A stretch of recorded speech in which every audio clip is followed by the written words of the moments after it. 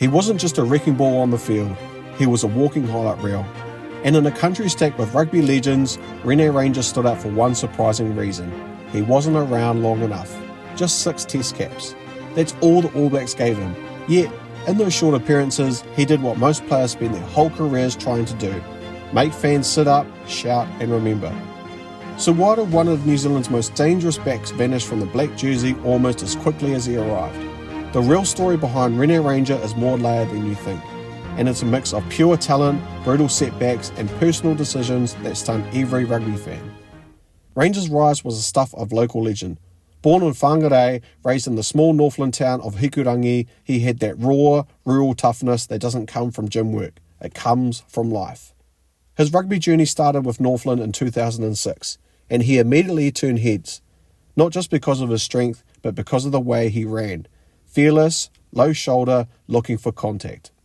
By 2009, the Blues picked him up, and fans started seeing a wrecking machine in Super Rugby. He wasn't polished, but he was unpredictable. The coaches love weapons they can't coach into others. He had a background in sevens too. Between 2006 and 2008, Ranger tore up the international sevens scenes, adding another layer of explosiveness to his game. That kind of open field pace mix with bruising contact made him a nightmare to defend. It wasn't long before the All Blacks took notice. In 2010, Ranger made his test debut against South Africa. It wasn't the easiest debut, a tight win in Auckland, but it was enough to get the media buzzing. In his second appearance, he scored a try against the Springboks, confirming what fans already knew. Rene wasn't just strong. He had timing, power and flair. The kind of flair that makes defenders panic. But that All Black jersey, it would only appear 5 more times. What people didn't see was the off-field turbulence building behind the scenes. Back in 2009, right as his career was launching, Ranger was charged with assault after an incident outside a bar. It sparked controversy, and although he was eventually found not guilty in 2012, the stain lingered. He faced disciplinary action and public perception that took a hit. New Zealand rugby has always maintained a no-nonsense image, and when young players get into the headlines for the wrong reason, it sticks. And when you're still trying to prove yourself at test level, the extra baggage doesn't help. Despite the legal drama, Ranger kept playing, but the challenges weren't over. He began dealing with mounting injuries. His aggressive style of play, while thrilling to watch, came with consequences. In 2015, he required neck surgery, something no player had ever taken lightly. The surgery delayed his return to Super Rugby, and fans wondered if they'd ever seen the same explosive power again. Just when he seemed to really come back, he ruptured his ACL in 2016, another devastating blow. The timing couldn't have been worse. While other backs like Julian Savea and Corey Jane were carving out careers, Ranger was stuck rehabbing. But what really shocked people was something no one had forced him to do. In 2013, right at the peak of his form, he found himself unavailable for the Rugby Championship. The reason? He wanted to stay in New Zealand for the birth of his daughter. Ranger chose family over the black jersey, a move that divided fans. Some praised him for being father first. Others saw it as a missed opportunity. In a team where every test match could be your last, skipping a tour voluntary raised eyebrows, especially when competition for spots was brutal. The choice meant more than just missing a few games. Put a pause on his All Blacks career at a time when he might have been selected more consistently. Coach Steve Hansen later confirmed that Ranger would have been picked if he stayed in New Zealand. But the door quickly closed. In 2013, Ranger signed a deal with Montpellier in France. His decision to head overseas meant he was no longer eligible to represent New Zealand. At 26 years old, his test career was essentially done. The move to France made sense financially and gave Ranger time to reset. But it cost him a legacy.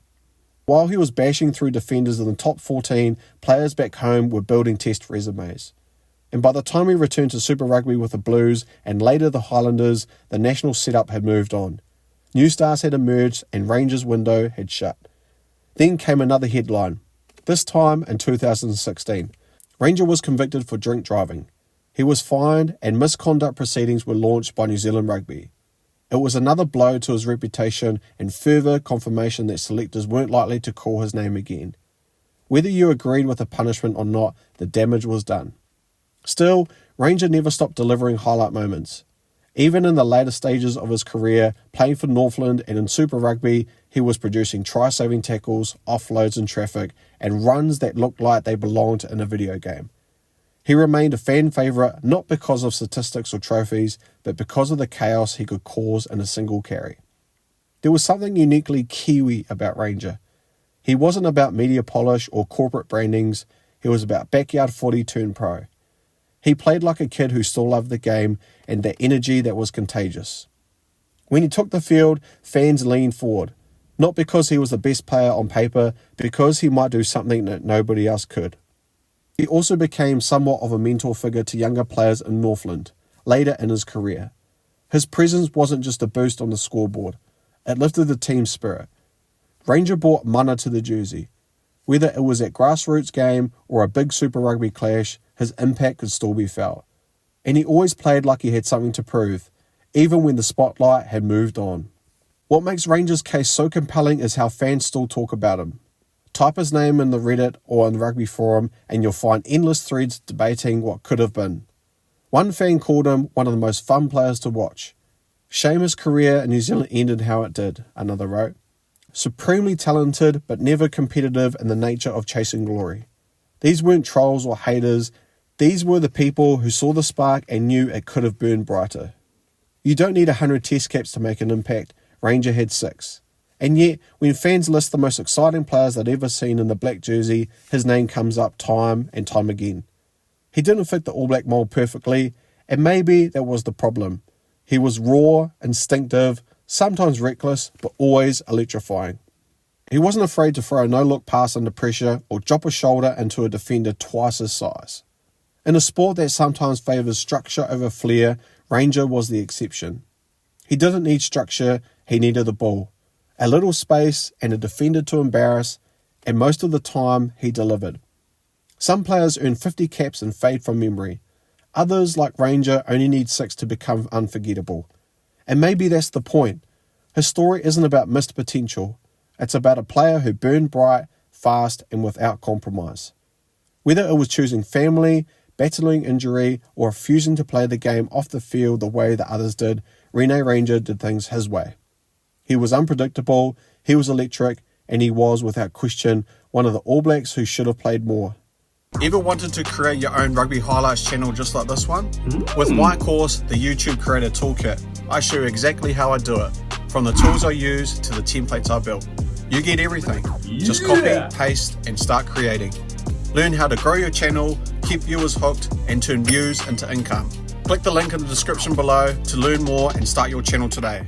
Now back to the video. If you enjoyed this breakdown of a rugby icon who never got his full due, make sure to like, share and subscribe for more stories just like this. Thanks guys, and see you next time.